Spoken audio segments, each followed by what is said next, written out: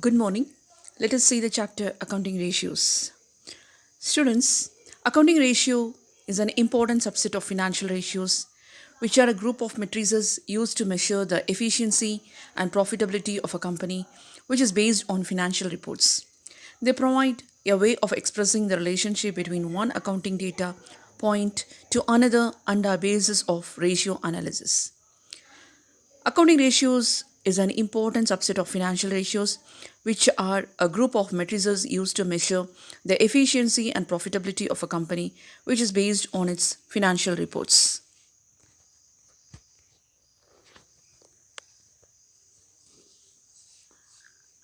Here, the absolute figures expressed in monetary terms in financial statements by themselves are meaningless. These figures often do not convey much meaning unless expressed in relation to other figures. To make it meaningful, we represent accounting information in relation to other. This relation between two figures expressed in arithmetical terms is called a ratio. These ratios can be used to evaluate a company's fundamentals and also to provide information about the performance of a company over the last quarter or a fiscal year. Accounting ratios are used by the company itself to make improvements or monitor progress as well as by investors to determine the best investment option. These accounting ratios compares two line items in a company's financial statements, which is made up of its income statement, balance sheet, and cash flow statement. These ratios can be used to evaluate a company's fundamentals and provide information about the performance of a company over the last quarter or a fiscal year. Ratio analysis is a part of financial statement. It is a technical financial analysis which describes the relationship between the various items of balance sheet and income statement. It helps us in ascertaining the profitability, operational efficiency, solvency of a firm. It may be expressed as a fraction, proportion, percentage, and in times. It enables budgetary controls by accessing qualitative relationships among different financial variables. Ratio analysis provides vital information to various accounting users regarding the financial position and viability of performance of a firm. It also lays down the basic framework for the decision making and policy designing by management. Here we classify the ratios into four types. The classification reflects the functional need and the purpose of calculating ratio. The basic rationale to compute is to ascertain liquidity, solvency, financial performance of profitability of a business. Consequently, the functional classification classifies various accounting ratios. They are liquidity ratios, activity ratios, solvency ratios, and profitability ratios.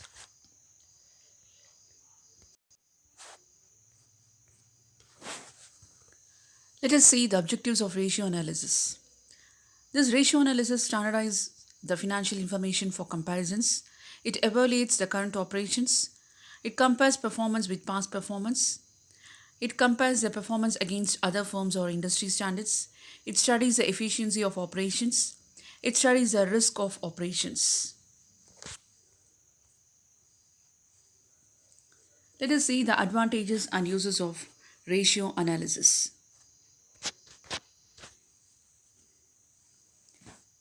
This analyzes the financial statements. That is, it enables to understand financial position of the enterprise. Bankers, investors, creditors, etc. all analyze financial statements by means of ratios. It simplifies accounting figures. That means it simplifies, summarizes, and systemizes a long array of accounting figures to make them understandable. Its main contribution lies in communicating precisely the interrelationships which exist between various elements of financial statements. It judges the operating efficiency of a business. Ratios are essential for understanding operating efficiency of an enterprise and diagnosis of the financial health of an enterprise through evaluating liquidity, solvency, profitability, etc. Such an evaluation enables the management to access the financial requirements and the capabilities of various business units.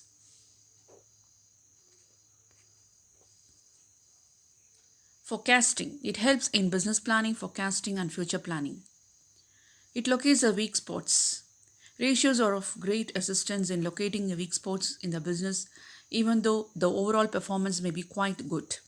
Management can pay the attention to the weakness and take remedial action. Interfirm and intrafirm comparisons. Your firm would like to compare the performance with that of other firms and of industry in general. Interfirm comparison and the performance of different units belonging to the same firm, that is intrafirm comparison. The accounting ratios are the best tool to compare the various firms and divisions of firm. Let us see the limitations of ratio analysis.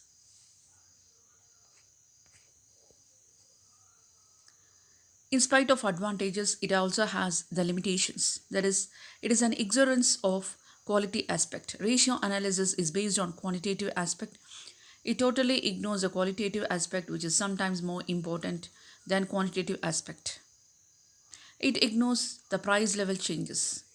Price level changes make the comparison of figures difficult over a period of time. Before any comparison is made, proper adjustments for price level changes must be made. There is no single concept. In order to calculate any ratios different from me, take different concept for different purposes. Some firms take profit before charging interest and tax or profit before tax but after interest tax. This may lead to different results.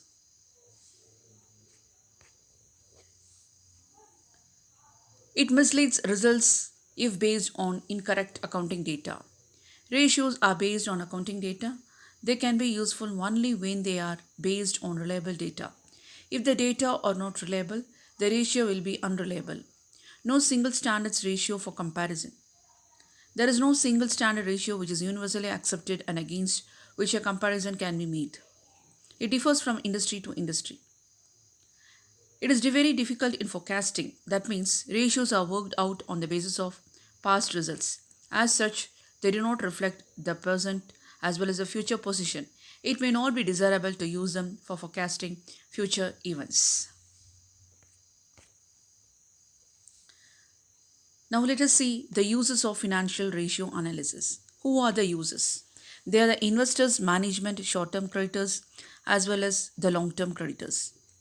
When we see the investors, they are the main concern for the investors is the security of the funds invested by them in the business and the returns on their investment. The security of the funds is directly related to the profitability and operational efficiency of the business. When you see the management, they use ratio analysis to determine how effectively the assets are being used. And also they draft future plans. They are very much interested in activity ratios and also the profitability ratios like net profit ratio, debtors, fixed assets turnover ratio, etc. Short term creditors are interested in timely payment of the debts in short run. They are interested in liquidity ratios like current ratio, quick ratio, etc. These ratios reveal the current financial position of the business. Long term creditors provide funds for more than 1 year. So they are interested in long term solvency of the firm, in accessing the ability of the firm to pay timely interest, which are consequently they are interested in calculating solvency ratios.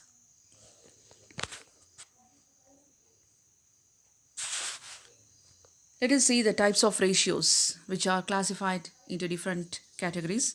They are liquidity ratios, solvency ratios, activity ratios, or turnover ratio, profitability ratios.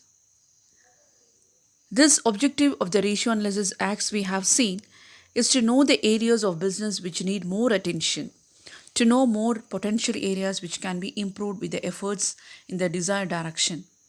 It provides a deeper analysis of the profitability, liquidity, solvency, and efficiency levels in the business. It provides information derived from financial statements which is useful for making projections and estimates for the future. This ratio analysis is very much useful in decision making. Financial statements are prepared for decision making. Ratio analysis helps in making decisions from the information provided in the financial statement. And also, this helps in communicating. That means the financial strength and weakness of a firms are communicated in more easy and understandable manner by the uses of ratios. The employees of the firm are interested in knowing the financial position of the firm, especially in terms of its profitability. It helps in marketing effective control of the business. That means it calculates the ratio which is compared with the standard ratios and deviations which could be located and corrective measures can be taken. Now, here we are seeing that the liquidity ratios are calculated to determine short term solvency. Solvency ratios are calculated to determine the long term solvency. Activity ratios are calculated for measuring the operational efficiency of the operations. These ratios relate to revenue from operations or cost of operations. Profitability ratios are calculated to assess the financial performance and the financial viability of the business. Let us see all these different types of ratios in detail.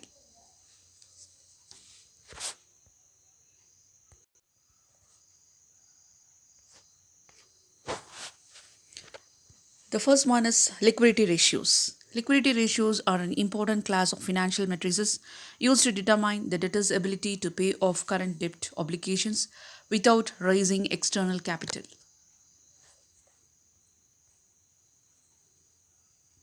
These ratios analyze the short-term financial position of a firm and indicates the ability to meet the firm its short-term commitments, that is current liabilities, out of short-term resources, that is current assets. These are also known as solvency ratios. The ratios which indicate the liquidity of the firm are current ratios as well as the liquidity ratio or quick ratio, which is also known as asset test ratios.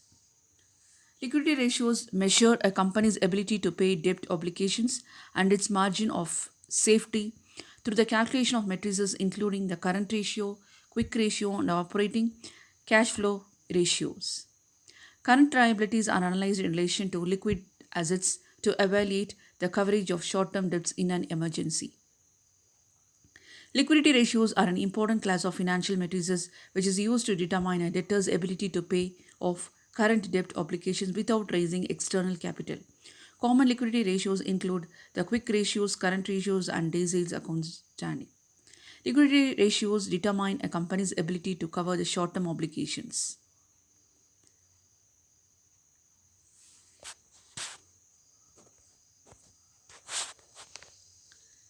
So, we have seen the liquidity ratios, which is very important.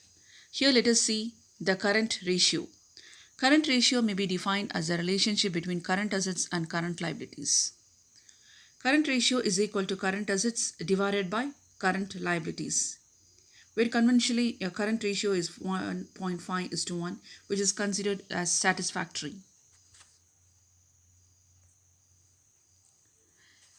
So what I said is current asset divided by current liabilities. So you before that you must know what is current asset. So as I said, current ratio may be defined as a relationship between current assets and current liabilities. So here the current assets are cash in hand, cash at bank, sundry debtors, marketable securities, short term, bills receivable, inventories of stock, work in progress, finished goods, prepaid expenses. These are the current assets. Let us see the current liabilities. Bills payable, sundry debtors, accrued or outstanding expenses, short term loan and advances, dividend payable, bank overdraft. These are the current liabilities. So, current assets are the assets which are converted into cash within a period of 12 months. Current liabilities, on the other hand, are the liabilities to be discharged or disposed of within a period of a year.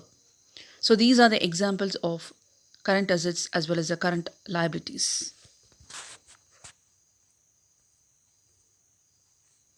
Now, let us see the calculation of current ratio.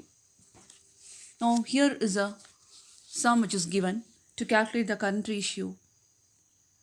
Stock is given as 50,000, debtors is given as 40,000, bills receivable is 10,000, advance tax is 4,000, cash is 40,000, creditors is 60,000 and bills payable 40,000, bank overdraft 4,000. Now here you are going to calculate the current ratio. The current ratio, the formula is current assets divided by current liabilities. So you have to take down the current assets separately and current liabilities separately. So here the current assets are stock, debtors, bills receivable, advance tax, which is a tax paid in advance. So it becomes a current assets, and cash. These are the current assets. And current liabilities are creditors, bills payable, and bank overdraft. So the formula for find the current ratio is equal to current asset divided by current liabilities. Let us see this sum now. So you have to divide the current assets separately, which is stock 50,000, debtors 40,000, bills receivable 10,000, advance tax 4,000, and cash 30,000. When you total it, you are getting it as 1,34,000. Current liabilities, you take it separately. They are the creditors, bills payable, and bank overdraft. Creditors is 60,000, bills payable is 40,000, and bank overdraft is 4,000. That comes as 1,04,000. So the formula you have to apply before calculating it, the formula is compulsory. So you have to write it as current ratio is equal to current asset divided by current liabilities. So you all would have known what is the current assets. So when you total it, you take down that 1,35,000 divided by 1,04,000, which gives you 1.29. Divide it and you have to write it in the ratio as 1.29 is to 1. This is a correct way of writing the current ratios. So you're getting the answer as 1.29 is to 1, which is very important where you have to write it. The quick ratios can be seen in the next class.